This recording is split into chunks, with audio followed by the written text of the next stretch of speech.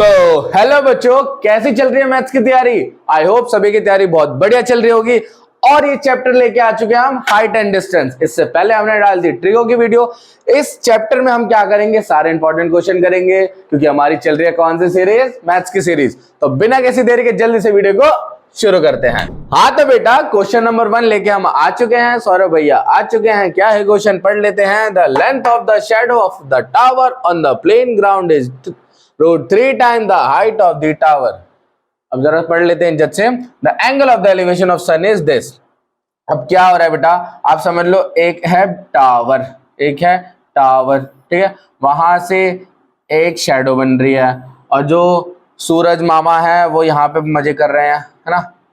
Simple से आता है, नीचे तो उन्हें बना नहीं सकते, ये तो बच्चा बना देगा कि सूरज कहाँ पे है, ठीक है। अब क्या बोल रहा है, the length of the shadow of the tower on the plane ground is √3 times the height of the tower. तो ये टावर है, इसकी हाइट जो है वो मान लो h हो गई, तो उसकी जो शैडो बन रही है वो √3 times है, मतलब वो 3 गुना ज्यादा है। तो ये h हो जाएगा, ये हो जाएगा √3h। आई बात समझ में, कि जो हाइट थी उसका 3 गुना ज्यादा है, √3 टाइम्स है, तो √3h हो गया। और यहाँ पे क्या बना देंगे, थीटा बन रहा है, एंगल ऑफ एलिवेशन, तो थीटा बताना है हमें। अब एक बात बताओ, मैं ले लेता हूँ, हाँ मेरे को दिख रहा है यार, मेरे को h और इसके बीच में रिलेशन दिख रहा है, तो मैं क्या कर लेता हूँ, 10 की वैल्यू ले लेता हूँ। तो मैं लिख दूंगा, ये क्या था, a/b upon b/c equal to theta. a/b upon b/c equal to theta. a/b क्या है बेटा, h है, b/c क्या है, √3h है, इक्वल टू थीटा। ये कट गया तो ये आ गया 1 अपॉन √3 इक्वल टू थीटा। बात ठीक है। अब 1 अपॉन √3 कंपेयर करेंगे, मैंने 10 लगाया था, तो लिखूंगा tan थीटा इक्वल टू 1/√3। अब कंपेयर करते हैं, ये कितने पे होता है, ये होता है tan 30 पे। क्या होता है, tan 30 पे, तो लिखेंगे tan theta equal to tan 30। और मुबारक हो, आपका आंसर आ चुका है। 10 से 10 को कंपेयर करेंगे तो theta equal to 30 degree. Answer आ चुका है, मुबारक हो, 1 मार्क्स आपके पक्के हो गए। क्या बात है। कौन सा ऑप्शन है, ऑप्शन नंबर बी। कर लिया ना क्वेश्चन। अब मूव करते हैं क्वेश्चन नंबर 2 की ओर। हाँ तो बेटा, ये क्वेश्चन नंबर 2 है। क्या है, in the given figure find the value of BC। B और C, ठीक है, अलग अलग बात कर रहा हूं मैं, एक साथ BC नहीं बोला मैंने। तो B और C क्या है, B से लेके C तक क्या है, मिल रहा है भाई X से और Y से। तो मैं क्या लिख सकता हूँ, BC जो है वो मेरा X प्लस Y है। BC की वैल्यू कैसे फाइंड करूंगा, X प्लस Y। अब X को फाइंड करना है तो 2 अलग अलग ट्रायंगल दिख रहे हैं मुझे, एक ABE और एक दिख रहा है DCE, एक ABE और एक DCE। तो मैं बात करता हूं इन ट्रायंगल ABE। अब मैं ले लेता हूं, ये है मेरा बेस ना, ये मेरा हाइपोटेनियस और ये है परपेंडिकुलर। मैं बेस अपॉन हाइपोटेनियस लेता हूं, तो बेस अपॉन हाइपोटेनियस है वो किसके इक्वल हो जाएगा बेटा, बेस अपॉन हाइपोटेनियस क्या होता है, cos 60 होता है। क्या होता है, cos 60। बेस की वैल्यू हो गई x, h की वैल्यू हो गई, हाइपोटेनियस है हमारा 100, cos 60 क्या हो गया, 1/2। क्या कट गया, बिल्कुल कट गया। तो x की वैल्यू क्या आ गई, 50 मीटर। x की वैल्यू क्या आ गई, 50 मीटर। क्या ही मक्खन सवाल था और क्या ही मक्खन जवाब आया, ठीक है। और दूसरा बात करते हैं, इन ट्रायंगल, दूसरा कहता है DCE। कौन सा, DCE। यहां पे ले लेता हूं परपेंडिकुलर अपॉन हाइपोटेनियस, और परपेंडिकुलर अपॉन हाइपोटेनियस। तो P अपॉन H के लिए क्या हो जाएगा बेटा, P अपॉन H किस में होता है, 10 में। 10 कितना डिग्री, 45 डिग्री, ठीक है। परपेंडिकुलर अपॉन बेस होगा। हाइपोटेनियस कहां से निकल रहा है, बेस है ना ये। तो ये हो जाएगा बेटा 80 अपॉन y। 10 45 कितना होता है, 1। तो मुबारक हो, y की वैल्यू आ चुकी है 80। y की वैल्यू क्या आ चुकी है, 80 मीटर। अलग अलग तो निकाल दिया, अब दोनों को साथ में निकाल देते हैं। तो BC क्या हो जाएगा 50 प्लस 80, तो आंसर इज 130 मीटर। बड़ा प्यारा क्वेश्चन था, पेपर में आ जाता है देखने में, 1 मार्कर में, है ना। तो ऐसे होगा। और मूव करते हैं क्वेश्चन नंबर 3। हाँ तो बेटा, अब ये क्वेश्चन नंबर 3 है। क्या कह रहा है, चलो पढ़ लेते हैं। द शैडो ऑफ अ वर्टिकुलर ये क्या हो बोलो, vertical tower on level ground increases by 10 meter when the altitude of the sun changes from 45 degree to 30 degree. Find the height of the tower. अब क्या है बेटा, क्वेश्चन क्या है, क्वेश्चन ये कह रहा है ना कि एक सन है, सूरज मामा है, उन्होंने क्या करा, एक टावर है, एक टावर पे से ना जब वो अपने वो रिफ्लेक्ट कर रहे थे लाइट, तो वहां पे एक शेडो कास्ट हो रही थी, शेडो कास्ट हो रही थी। मैंने इतना बड़ा क्यों बना दिया, मैं सॉल्व क्या करूंगा, ठीक है चलो कोई नहीं, इसी में कर देते हैं। अरे क्या जगह बहुत है अपने पास, ऐसी बात नहीं है। अब क्या कर रहे हैं, मैंने ए लिया ए बी और सी, तो जब पहले उनका एंगल 45 डिग्री था ना, तो मेरी एक लेंथ थी, मतलब ये हाइट हो गया और ये कास्ट हो गई, लेंथ हो गई शेडो की, तो इसको मैंने बोल दिया एक्स। अब जैसे ही वो उन्होंने अपना एल्टीट्यूड चेंज किया, एंगल चेंज किया, तो 30 डिग्री पे क्या हुआ, वो 10 से इंक्रीज हो गया, इंक्रीजेस बाय 10 मीटर। मतलब यहां से बी से लेके सी तक तो x हो गया, और बी से लेकर डी तक जाएंगे तो उसकी पूरी वैल्यू हो जाएगी बेटा x प्लस 10। क्या हो जाएगी, x प्लस 10। बात समझ आई, यहां से यहां तक x और यहां से यहां तक 10 हो गया, तो टोटल बी डी क्या हो गया, x प्लस 10। बात आ गई क्लियर। यहाँ पे हमारा एक ही एंगल बनता है हमेशा 90 डिग्री। अब हम क्या कर रहे हैं, अब हम दो ट्रायंगल बन गए ए बी सी और एक ट्रायंगल बन गया ए बी डी। तो लिखूंगा इन ट्रायंगल एबीसी ठीक है, h upon x, p upon base, h upon x क्या होगा, p अपॉन बेस क्या होता है, पर वो 10 होता है, तो h अपॉन एक्स 1045 की वैल्यू 1, तो h upon X equal to 1, तो h equal to X. ABC तो बड़ा प्यारा था, मतलब यहां से लेके बी से लेके सी तक की लेंथ क्या आ गई, x आ गई, ठीक है। अब क्या करना है बेटा, अब हमें करना है इन ट्रायंगल, दूसरा वाला ट्रायंगल लेते हैं ए बी डी, वहां पे बस एक ही चीज चेंज हो रही है, वो हो रही है एंगल ए बी डी में क्या है, p अपॉन 20, यहाँ पे है h upon X plus 10 equal to 1030। क्या हो रहा है, 1030 की वैल्यू क्या होती है, कौन बताएगा, 1030 की वैल्यू जल्दी बताओ।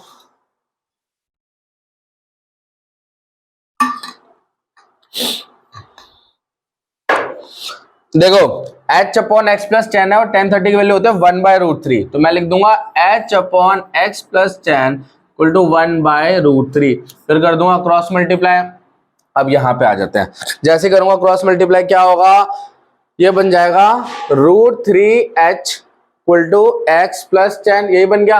अब मैं क्या समझ सकता हूं, x की जगह पे क्या मैं h लिख सकता हूं, क्योंकि मैंने यहाँ पे लिखा था ना h इक्वल टू एक्स, तो यहाँ x की जगह मैं h लिख दूंगा, तो √3h equal to h plus 10।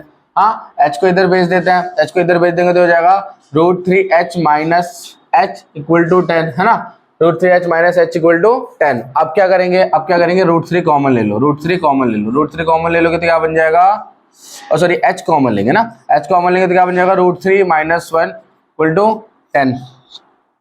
अब क्या करें, अब हम कर सकते हैं हमारा, इसको रेशनलाइज कर देते हैं, h को रख के हम कर देते हैं 10 अपॉन √3 माइनस 1, देन इसके बाद ये हो जाएगा रेशनलाइज का मतलब समझ रहे हो ना, इसके साइन चेंज करके वैल्यू से मल्टीप्लाई कर देंगे। अभी आपस मल्टीप्लाई हो जाएगा, क्या हो जाएगा, सामने 10√3 प्लस 1 और नीचे क्या बन गया, a minus B A plus B, तो a square minus B square, वो क्या हो जाएगा, √3 का स्क्वायर क्या होगा 3 माइनस 1, तो h हो गया हमारा, यहां से बॉर्डर अलग है, ये हो गया हमारा 10√3 प्लस 1 अपॉन 3 माइनस 1 क्या हो गया 2, 2 से कट गया, ये हो गया 5, तो h की वैल्यू हो गई बेटा 5 √3 प्लस 1, और √3 की वैल्यू दे रखी है, क्या दी है 1.73 प्लस 1 क्या हो गया 2.73। अब इसको मल्टीप्लाई करोगे तो आपका अराउंड आएगा 5 ये आएगा समथिंग, देख लेना एक बार, चेक कर लेना 13.65, क्या आएगा 13.65। तो जो हाइट ऑफ द टावर थी, वो कितनी थी बेटा 13.65। आया क्वेश्चन, बड़ा प्यारा क्वेश्चन था, क्वेश्चन नंबर 3 था, जल्दी से देख लो और मूव करते हैं क्वेश्चन नंबर 4 की ओर। तो अब आ चुका है आपके सामने एक बड़ा प्यारा सा क्वेश्चन जिसमें एक एरोप्लेन है, तो अब एरोप्लेन वाला क्वेश्चन क्या कह रहा है जरा देखते हैं। An aeroplane at an altitude of 200 metre, एक एरोप्लेन है जो हवा में उड़ रहा है, तो उसकी लेंथ कितनी है, वो कितना ऊपर है, वो है 200 मीटर ऊपर, ठीक है भाई। Observe an angle of depression of opposite point to the two banks after of the river to be 45 degree 60 degree। कहने का मतलब है, सरल शब्दों में समझा रहा हूँ, जो एरोप्लेन वाले भैया थे वो हो रहे थे बोर, उन्होंने एक नदी देखी, अब नदी के 2 पॉइंट देख लिए, एक नदी है तो उसके दोनों पॉइंट होते हैं ना, दोनों एंड से होते हैं, वहां पे देख के उन्होंने दोनों एंगल से देखा कि अलग अलग एंगल बन रहा है, दोनों एंगल से देखा कि अलग अलग एंगल बन रहा है, एक जगह पे 45 डिग्री बन रहा है, एक जगह पे 60 डिग्री बन रहा है। तो अब उनके दिमाग में आ गया कि भाई यहाँ पे 45 बन रहा है, यहाँ पे 60 बन रहा है, तो चलो बताओ इसकी लेंथ क्या होगी, तो डायग्राम को जरा ड्रॉ कर लेते हैं। यहाँ पे इतने ऊपर थे वो, तो ये ए पॉइंट हो गया मान लो, ये बी हो गया। अब क्या हुआ, दो एंगल्स हैं अलग अलग, एक रिवर है उसकी विड्थ है, रिवर की विड्थ मतलब रिवर कितनी चौड़ी है, तो यहाँ पे क्या हो जाएगा, यहाँ पे सी ले लिया, यहाँ पे डी ले लिया, ठीक है, और ये हो गया।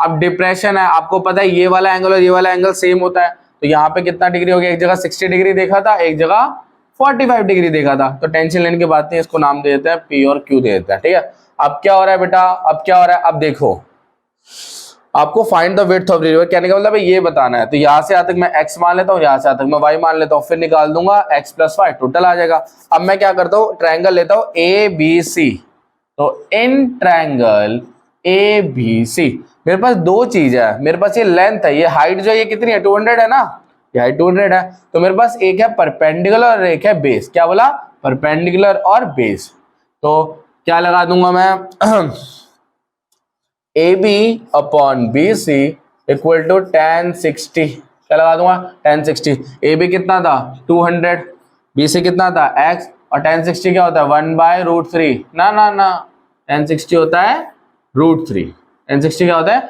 √3, तो x की वैल्यू क्या हो जाएगी, x की वैल्यू हो जाएगी इक्वल टू 200 अपॉन √3, मुझे √3 की वैल्यू पता है, मुझे √3 की वैल्यू पता है, तो मैं कर दूंगा x इक्वल टू 200 अपॉन 1.73, तो इसको कट के कितना आएगा, जल्दी करके डिवाइड करके बताओ कमेंट सेक्शन में क्या आएगा, इसको काट के हमारा आएगा, इसको काट के आएगा बेटा 115.47, मतलब 115.47, x की वैल्यू आ गई 115.47, बात ठीक है, ज्यादा क्वेश्चन नहीं है, वो थोड़ा मैं ही कभी कंफ्यूज हो जाता हूँ अपने आप को लेके, हाँ ए बी है बी सी है कर दिया हमने, ये 30 आ गया, x की वैल्यू सॉल्व हो गई। दूसरा ट्रायंगल लेते हैं, in triangle ABD, ABD angle change हो जाएगा, एंगल चेंज हो जाएगा, अब क्या होगा 200 अपॉन y इक्वल टू 1045, 1045 कितना होता है, 1045 तो 1 होता है, तो 200 अपॉन y इक्वल टू 1,